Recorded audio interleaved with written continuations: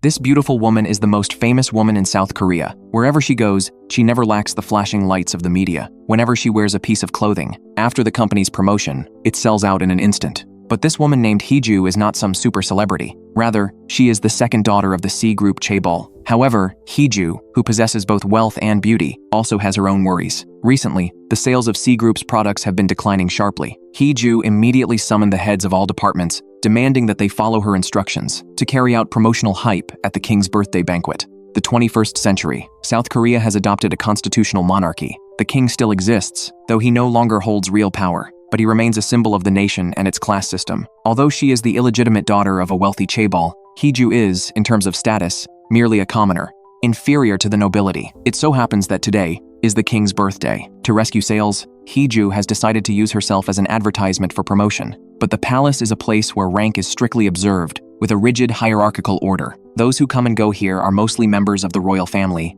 people of high status, noble or distinguished. At the banquet, a noblewoman mocks Heju, saying she is nothing but a lowly commoner, an illegitimate daughter who was only brought to the chairman's side at age 10. Someone like that must be shameless and utterly lacking in manners. But Heju is not one to be bullied. She smashes a glass in front of the noblewoman, flashing a defiant and contemptuous smile. Her older half-brother also comes to mock her. Heju is still full of fighting spirit, retorting that her brother is like a cheap and stupid lapdog. The king's birthday ceremony is about to begin. Everyone moves into the main hall, but a long while passes, and the ceremony still hasn't started. Everyone waits with bated breath in silence. Heju knows they are all waiting for Grand Prince Rian. Since the king is still young, Grand Prince Rian, the late king's second son, is effectively the regent, the true center of power in the royal family. Finally, amid everyone's eager anticipation, Grand Prince Rian appears, but he disregards protocol, not wearing formal attire. Instead, he is dressed in hunting clothes. Compared to the elegant and dignified ceremony, he appears utterly unruly, his edge fully exposed. As the king writes his wishes, the ceremony proceeds to the tour segment. Heju wanders around the palace, trying to find a cell signal, when she happens to run into Grand Prince Rian. With an imposing calm, he demands that the woman before him state her name. Heju gives her name. Grand Prince Rian scolds her for loitering in a restricted area, and orders her to leave. But as he speaks, a loud explosion suddenly comes from a nearby palace. Grand Prince Rian rushes to check, only to see the palace engulfed in flames. The Grand Queen Dowager, without asking any questions, slaps Grand Prince Rian across the face, accusing him of trying once again to take the new king's life, as he did before. Fortunately, the king is unharmed. But because of this commotion, the ceremony ends early. Heju returns, disgruntled. Noticing her displeased expression, her secretary asks if she dislikes Grand Prince Rian. In the past, Heju and Grand Prince Rian attended the same middle school. At the secretary's words, Heju's memories are pulled back to many years ago. That night at school, Heju snuck into the archery range to practice for an upcoming shooting competition. But halfway through her practice, Grand Prince Rian appeared. With an aristocratic tone, he accused Heju of violating school rules and said she would have to lose the corresponding credit points. But Heju's eyes were full of defiance. She asked Grand Prince Rian in return if he would also have points deducted for being at the archery range. When he flashed a clear permit, Heju remained unconvinced. She pulled out the archery range key she had stolen from a classmate. She didn't understand why some people could shamelessly possess a key, why Grand Prince Rian could so easily obtain permission. With determined eyes, Heju declared she would not accept the threat of point deduction. Inside the palace, Grand Prince Rian is troubled by marriage. That day, the Grand Queen Dowager comes to see him, openly expressing her dissatisfaction. The palace caught fire, the king nearly fell into danger, yet the only thing the entire nation cares about is a minor wound on Grand Prince Rian's face, because he is the regent. From political leaders to business tycoons, even common citizens, everyone scrambles to claim a spot by his side. Grand Prince Rian's light shines too brightly, already overshadowing the king. To stabilize the king's position and remove this thorn in the side that is Grand Prince Rian, the Grand Queen Dowager demands that he marry the woman she has chosen. Once married, Grand Prince Rian must leave the palace and naturally will no longer be able to continue as regent. As the Grand Queen Dowager issues her ultimatum, a layer of sorrow settles over Grand Prince Rian's eyes.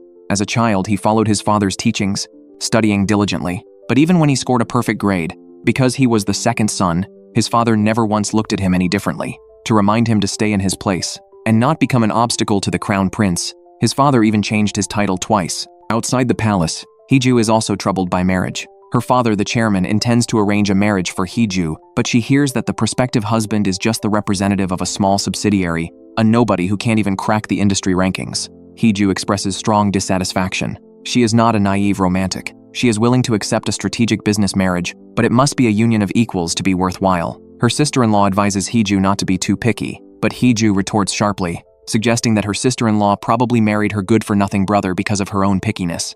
Facing her brother, Heju's gaze is sharp. If not for being born of the legitimate wife, what aspect of her brother could possibly match her?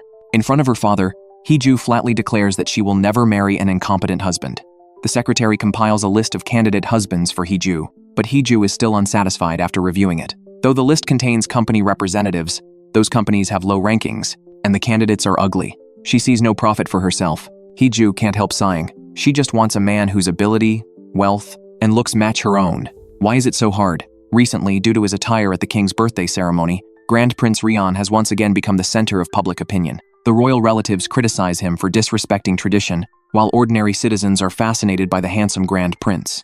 Heju also takes note of this Grand Prince Regent. When she thinks about it, it seems that across the entire nation, only Grand Prince Regent matches her in every way. Suddenly, Heju gets an idea to make Grand Prince Regent her future husband. Once she makes up her mind, Heju acts immediately. She applies for an audience with Grand Prince Regent, but her application is rejected. Still, Heju is confident, believing that Grand Prince Regent is playing hard to get. So she sends another application. The aide informs Grand Prince Regent that Heju used different names on her two applications. The first application used the name Heju, the second used the second child of Chairman Seong. Hearing this, Grand Prince Regent coldly rejects it again. Heju begins to wonder if it's because she didn't state a reason for the application. So this time, Heju boldly writes down the reason. She promises that this audience will promote national development. She signs it with her title and full name, but the application is still rejected. Again and again, each application fails. Heju roars in frustration, but after calming down, she suddenly recalls that day at the palace, when Grand Prince Regent called her Junior Hobei. Thinking of this, Heju changes her signature to Junior, earnestly asking her Senior to serve as her respected advisor. To her surprise, this application is accepted. Overjoyed, Heju dresses up carefully one evening soon after, and goes to the palace to meet Grand Prince Regent. "Why did you want to see me so badly?" Facing the high and mighty royal, Heju speaks bluntly. "I want to propose. Let's get married." A beautiful businesswoman launches an ardent pursuit of a regent prince. Wherever he goes, she follows. To shake the man's heart, she casts aside her pride, confessing her love boldly time and again, taking decisive action. When Heju proactively proposes marriage, Li Wan, the Prince of Regent, snaps open his folding fan, studies her gaze through the slats, then lifts her chin with the fan's end, asking her to name her terms for marriage. Heju answers bluntly. She comes from a prestigious family, is sharp and capable, beautiful and charming, and thick-skinned to boot. If their marriage draws criticism, she alone will bear the full brunt of the gossip. But none of these answers satisfy Li Wan. After a moment's thought, he rejects her outright. What he values is neither wealth, nor looks, nor ability, but love. Marrying the woman he loves is his lifelong dream. Yet Heju is not one to give up easily. Birds of a feather flock together, she reasons. She is certain that Li Wan, being an outlier, will be drawn to someone like her, his kindred spirit. To pursue Li Wan, Heju summons the head of her group's PR team. At her command, the team leader immediately mobilizes their media connections, finally uncovering Li Wan's unofficial schedule. Armed with this vital information, Heju springs into action. Wherever Li Wan appears, she appears too. From the racetrack to private dining rooms, every time, she throws him flirtatious glances, teases with words, vowing to wage an earth-shaking campaign for the Prince of Regent's heart. Li Wan tries to avoid her, but finds no place to hide. From cinemas to streets, indoors to outdoors, there is nowhere Heju cannot find him. Worried that she might pop up from somewhere again, Li Wan begins to demand perfection of himself. Every time he goes out, he frets that his clothes aren't nice enough. Heju's sister-in-law calls her, reminding her that today is her arranged blind date. If she stands the man up, Heju's father will shut down the cosmetics company she runs. Helpless, Heju reluctantly goes. The blind date, Mr. Kim, is not bad-looking. Tall, seemingly a gentleman in his words and deeds. But Heju is completely unimpressed. She cuts to the chase, asking when he plans to hold the wedding, whether he is the only son, and so on. Since it's a strategic marriage of convenience, she doesn't want to waste precious time. She promises that if they marry, she will provide him with immense wealth. In exchange, Mr. Kim must help her defeat her older brother and seize the group's chairmanship. The outcome is just as Heju expected. Mr. Kim is scared off by her ambition and calls off the blind date himself. Learning from Secretary Choi that Heju went on a blind date with another man, Li Wan grows restless. Then the secretary mentions a funny anecdote from Heju's school days, how she loved to argue. Li Wan's expression softens into a delighted smile. Secretary Choi is certain that if class were not a factor, even the Queen Dowager would be no match for Heju. At this, Li Wan's face darkens with displeasure, as if he does not want Heju entangled in court struggles.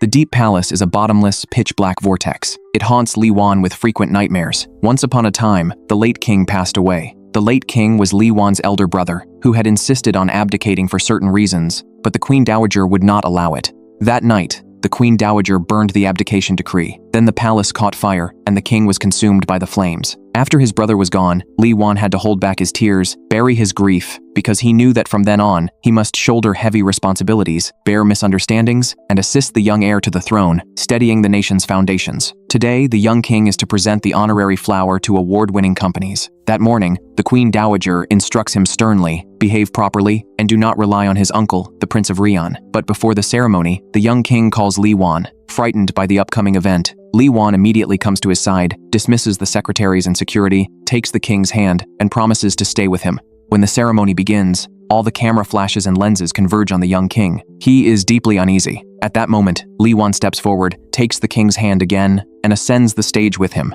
He-ju is one of the attendees. Her attire today is quietly ladylike, yet still dazzling. At the ceremony, He-ju wins the Best Entrepreneur Award. On the podium, the young king places the honorary cap on He-ju's head. Li Wan hands her a bouquet. Seizing the opportunity, He-ju whispers, "I missed you." After the awards, He-ju takes a selfie wearing the cap and uploads it to social media, making sure to tag the Prince of Regent. If the post goes viral, the group's stock price is sure to soar. Seeing the news photo of He-ju wearing the honorary cap, Prime Minister Min Jung-woo beams with delight, hurriedly leaves work, and rushes to a restaurant to meet He-ju. Jung-woo comes from a political family. He is both a close friend of Prince Li Wan and a senior from He-ju's school days, a presence no less brilliant than the Prince of Regent. At the restaurant, Jung-woo treats He-ju to dinner. Seeing her proudly fiddling with the honorary cap, his eyes are filled with undisguised affection. He cannot forget that back in school, almost all the awards and honors went to He-ju, even the fiercely competitive archery competition. Before that contest, He-ju personally taught Jung-woo archery techniques, the stance for drawing the bow. But perhaps he never knew that Jung-woo had long harbored romantic feelings for her. Meanwhile, Li Wan suddenly falls ill, but refuses to go to the hospital, not wanting to cause a stir. He only summons a few doctors for a private consultation. He-ju, staying at the same hotel, learns of this. Understanding Li Wan's predicament, she privately asks the doctors to say that she is the one who is sick. Also worried about Li Wan, she suggests to Secretary Choi that the prince move back to the palace, since the royal physicians are there. Secretary Choi replies that the prince hates attracting attention. If he returns to the palace in such a condition, the whole court would be in an uproar, and all sorts of rumors would spread outside. As he speaks, Secretary Choi receives word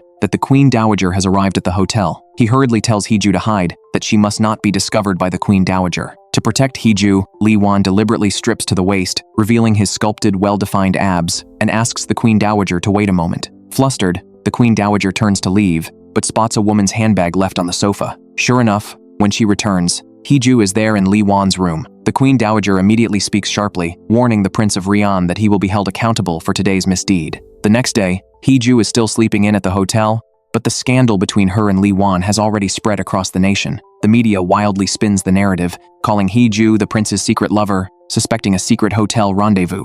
Reporters even captured doctors entering and leaving the hotel, and go so far as to speculate that He-ju is pregnant. The media frenzy is at its peak, yet He-ju remains unruffled. Her secretary reminds her that this is serious.